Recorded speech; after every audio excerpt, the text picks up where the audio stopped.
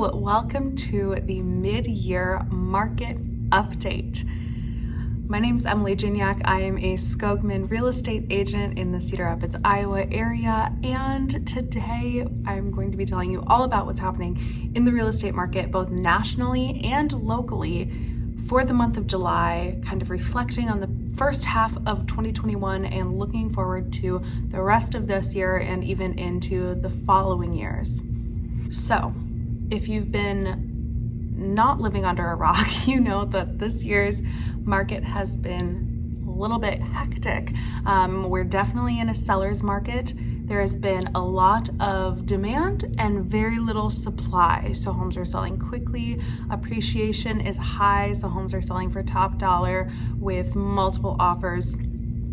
We saw kind of the height of that competitive market a few months ago, and now the tide is starting to turn a little bit to where things are cooling down slightly. And while there's still incredible action for sellers, it's still very hot for sellers.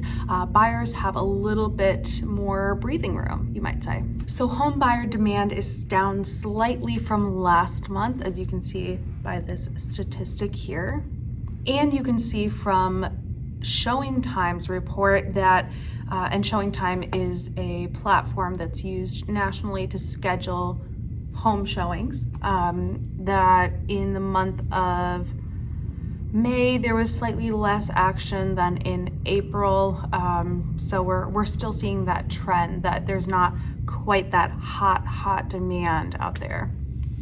But one real thing that buyers are facing right now is fatigue. Buyer fatigue is very real. People are tired of getting rejected. They're tired of having to escalate their price.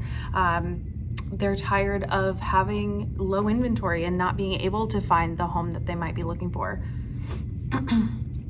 There's also record high percentages of purchase price over list price. Also record low days on the market. So all those things we've been talking about, how this market is so crazy, these are the things that we're talking about.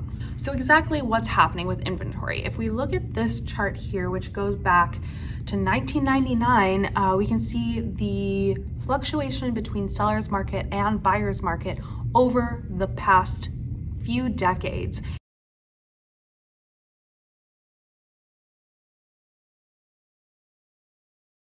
And now we are definitely in the seller's market, and you can see that super low dip that was a few months ago where it was just crazy low inventory. So these are the months of inventory.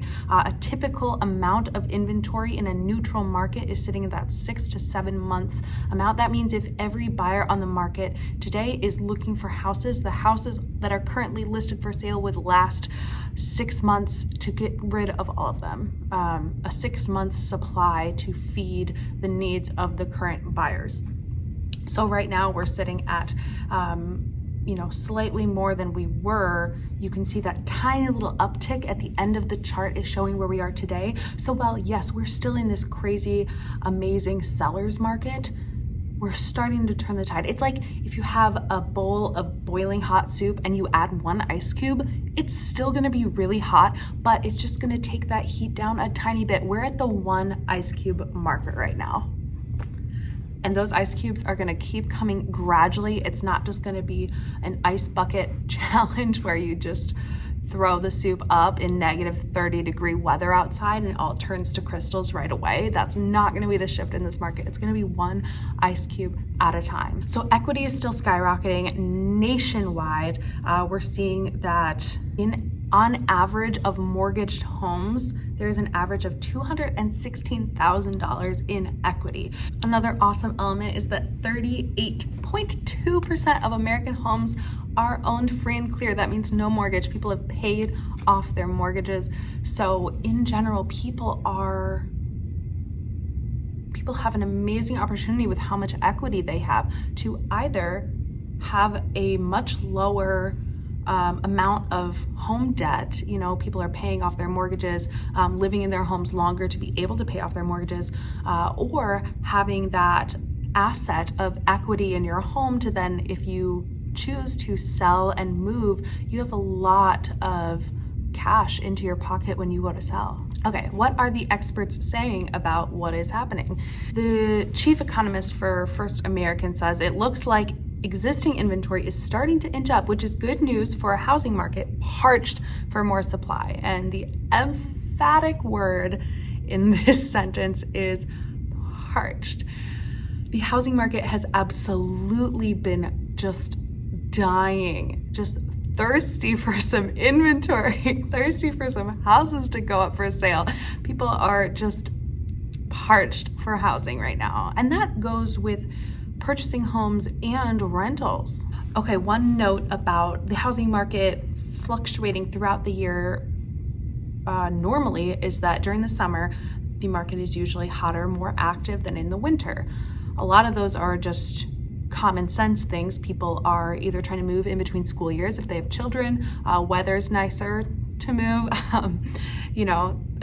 a lot of reasons that obviously make sense. That's just the typical. But this year it's notable that many new showings are popping up historically later in the season than they would. So June, July, things are now increasing where they would have increased more April, May, June. Now they're a little bit later. So we're seeing kind of a push towards a later entry into the market, which is going to create more action in the fall than we might typically see.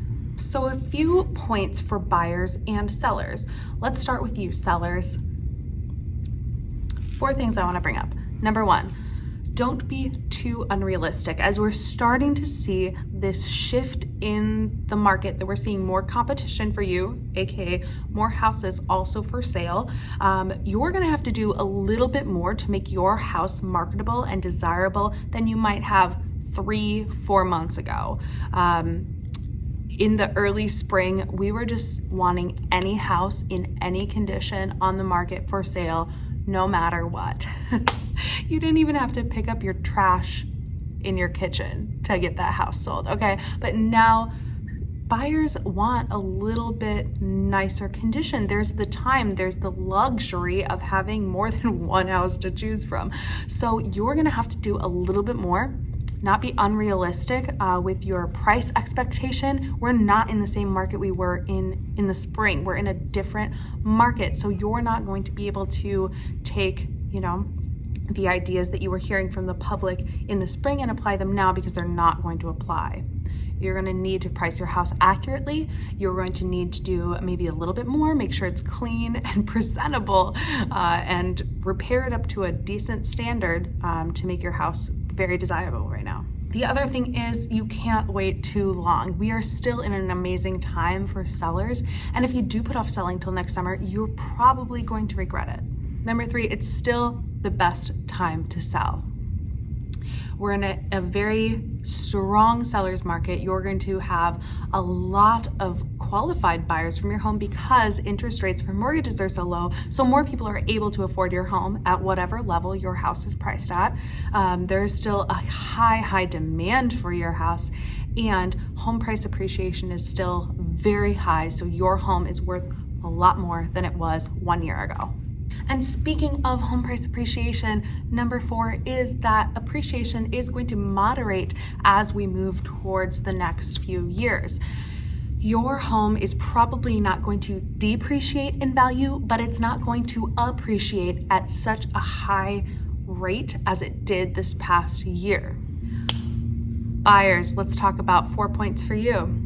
Expect a turn in the upcoming months in the market. It's already happening. We're seeing a little bit longer time that homes are staying on the market, so you might not have to get in there within the first 30 minutes it's on the MLS. You might have a few days to view that home. But number 2, the market is still hyper competitive. So while you have a little bit more advantage of it starting to slow down, remember we're in that sort of 1 ice cube range, it's still very competitive. So you want to be strong, you want to be prepared, and you want to be serious. Number 3, summer is when serious buyers commit 100%. So a lot of buyers out there are not just viewing houses for the fun of it. They want to purchase a house, and they want to purchase one today. So if you are wishy-washy on a certain house, it's probably going to pass you by before you can act on it. Number 4, don't get left behind. Mortgage rates, as we're going to talk about in a second, are expected to rise. So you might miss out on the opportunity of a very affordable home right now, where that same house in 12 months, 24 months might be out of your range of qualification for your finances. So let's talk about mortgage rate projections. We have a lot of different resources coming at us, from Freddie Mac to Fannie Mae, MBA, and NAR. They're all giving us projections for the upcoming quarters. So we're looking at mortgage rates increasing. That is going to happen. It's going to even out sometime. The big question is, when will it change and by how much? So we are looking at quarter 3 of 2021. The average expectancy of this increase will be around 3.17. Today, we're sitting at an average rate of about 2.65 was what I checked from one lender in Cedar Rapids this morning. So that's about where we're sitting. 2.65, 2.75 has been where it's at for the past few weeks. So kind of a significant increase into the third quarter this year.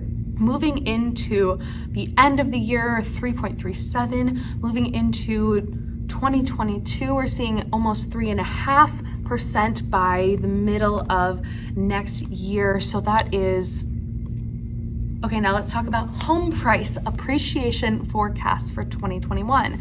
The average of all forecasts is looking at an 8.9% increase in home prices over the course of the year. We've already hit the halfway point, so home prices will still, while they may stagnate a little bit and not appreciate at such a great level that we've seen, they're still appreciating all year round. Now let's talk some local statistics. Currently today on the market for residential properties in the Cedar Rapids, Marion, Hiawatha, and Robbins area, there are 270 properties for sale. 216 of those are single family, and 54 of those are condos, or 0 lots. Additionally, there are 642 pending listings, meaning that they are under contract but not yet sold. Something very interesting is that while there has been a lot less inventory this year, the number of homes that have actually sold has been pretty comparable to a year ago.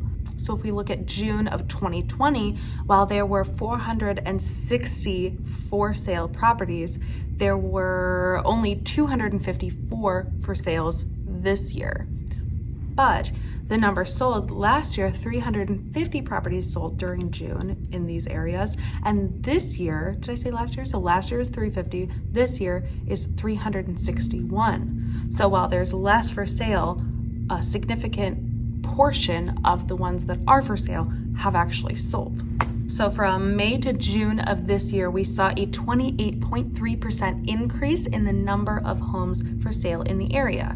That was from 198 to 254 from May to June. So again, that inventory is increasing locally. The average days on the market is really still very low. So for June of 2021, it was only 13 days was the average. So keep in mind that includes those houses that sit on the market a very long time and the ones that sell in 0 days. Finally, what are homes selling for in this area? Well, last year, the average sold home price in June of 2020 was $192,000. This June in 2021, the average local home price that was sold was $222,000. So we're seeing an increase of over 15% in the average home price appreciation here. And not only home price appreciation that's factoring into that, but the types of homes that buyers are looking for. So after a year of being locked in their houses, a lot of people are looking to upsize, have more amenities in the home, and looking to, move up a little bit. All right, so some closing thoughts on this market. Here's a great quote. Homebuyers, interest rates are still historically low, though they are inching up. Housing prices have spiked during the last 6 to 9 months, but we don't expect them to fall soon, and we believe they are more likely to keep rising. If you are looking to purchase a new home, conditions may be better now than 12 months hence. Who says hence? I don't know, not me. 12 months from now. 12 months hence. So right now might be the better condition to both buy and sell. It's a great time to be alive. So as we move into the second half of the year, be assured that the housing market is not going to crash. It's not going to burst. Don't worry, things aren't changing at a record speed, but they are changing. So keep in mind that sellers, now is your time, and buyers, now is your time. It's really sort of a make it or break it time to be alive in the housing market. If you are a homeowner, you are aspiring to be a homeowner, you are a home seller, any situation, there are amazing opportunities and benefits of the current market that we're in. So I want you to think seriously about your situation and where you would like to be in 6 months. Thank you for coming to hang out with me on this beautiful day, and I hope this market information has helped to educate and inspire you to chase after the house of your dreams. Have a good one.